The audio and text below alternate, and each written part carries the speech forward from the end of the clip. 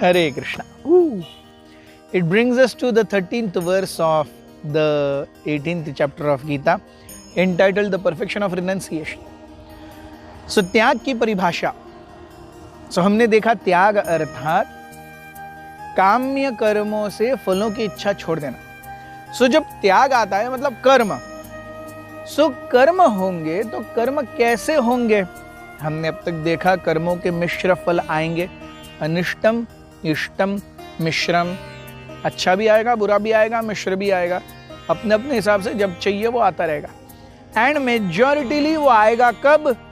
Mostly कर्मों के फल में अगले जन्मों में मिलेंगे. इस जीवन में हम जो कुछ पिछले जन्मों के हिसाब से करने के लिए आए हैं, ऑलमोस्ट लेखा जोखा तय है क्या होने वाला है. सो मेजर जो चेंज होता है वो अगले जन्म में होता है. ये बहुत महत्वपूर्ण है चीज जानना कि there is a simple example कि अच्छा एग्जांपल की बात हम श्लोक के बाद करते हैं. सो श्लोक में भगवान हमें कर्म के 5 कारणों के बारे में बताते हैं. कृष्णा सेज पंचैतानि महाबाहो कारणानि निबोध मे सांख्ये कृतान्ते प्रोक्तानि सिद्धये सर्वकर्मणाम.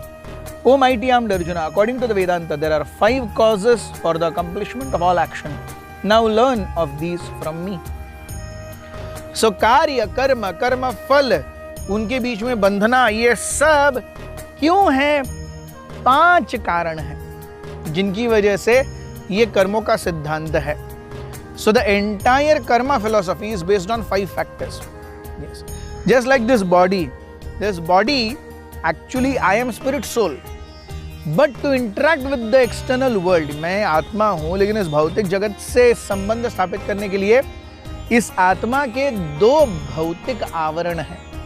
पहला आवरण सूक्ष्म शरीर का, मन बुद्धि अहंकार, और दूसरा आवरण स्थूल शरीर का, ये जो हमें इंद्रिय रूपी शरीर दिख रहा है. तो ये 2 कारण हैं, स्थूल शरीर और सूक्ष्म शरीर, जिसके कारण जीव भौतिक जगत में कार्य कर रहा है. उसी प्रकार से कर्म फल क्यों बांध रहे हैं? कर्म फलों का जो पूरा लेखा जोखा है वो 5 कारणों की वजह से, 5 फैक्टर्स दैट आर इन्फ्लुएंसिंग कर्म. यस. और इनके रिजल्ट हमें कब दिखेंगे? इनके रिजल्ट हमें मोस्टली अगले जन्म में दिखेंगे. इस जीवन में हमारे साथ क्या होने वाला है वो मोटा मोटी लेखा जोखा तय है. हम जो चॉइसेस अभी एक्सरसाइज करते हैं अपने जीवन में, उसके हिसाब से हमारा अगला जन्म स्क्रिप्ट होगा. हम देखते हैं हमारे जीवन में किस प्रकार की परिस्थितियां आने वाली हैं वो लगभग तय है. लेकिन उन परिस्थितियों को मैं कैसे रिएक्ट करूंगा या रिस्पॉन्ड करूंगा, ये फिर भी मेरे अपने आंशिक स्वतंत्रता के ऊपर है. This is a very important concept to understand. Exactly like आप जब गाड़ी रास्ते पर चलाते हो तो आपके पास लाइसेंस होना चाहिए, आपने लेफ्ट हैंड साइड फॉलो करना चाहिए, स्पीड लिमिट को फॉलो करना चाहिए. आरटीओज ने जो अगर सामने से एंट्री खड़ा है ट्रैफिक पुलिस, उसको मानना चाहिए, सिग्नल मानना चाहिए. ऐसे एम्बुलेंस आ रही हो तो उसको आगे जाने देना चाहिए. 110 नियम है रास्ते पर गाड़ी चलाने के. Yes.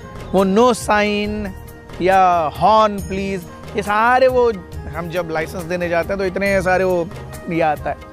You have to memorize all those things, signs.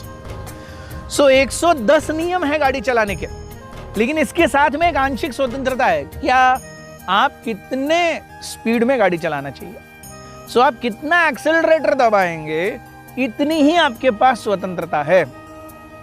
वो भी आप जितना चाहिए नहीं दबा सकते. आप 80 क्रॉस करेंगे और अगर गाड़ी ने ऑटोमेटिक कैमरे ने कैप्चर कर लिया, आपके घर पे चलाना आ जाएगा.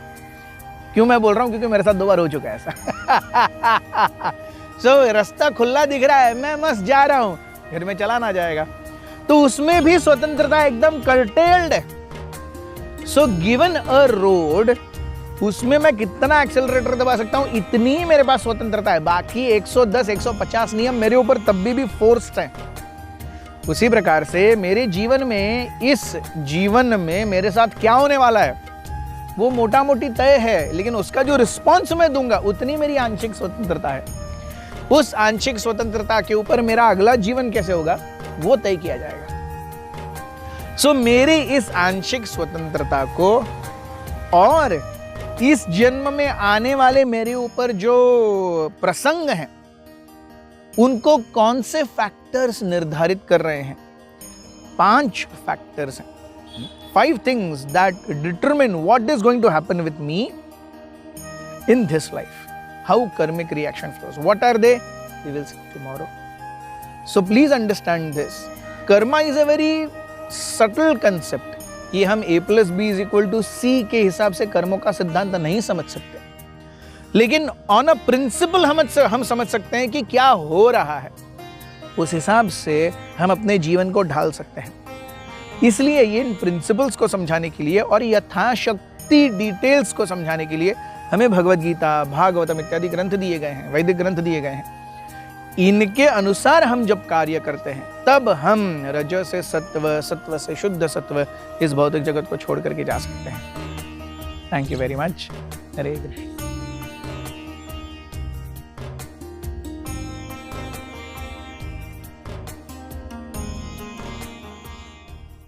Hare Krishna,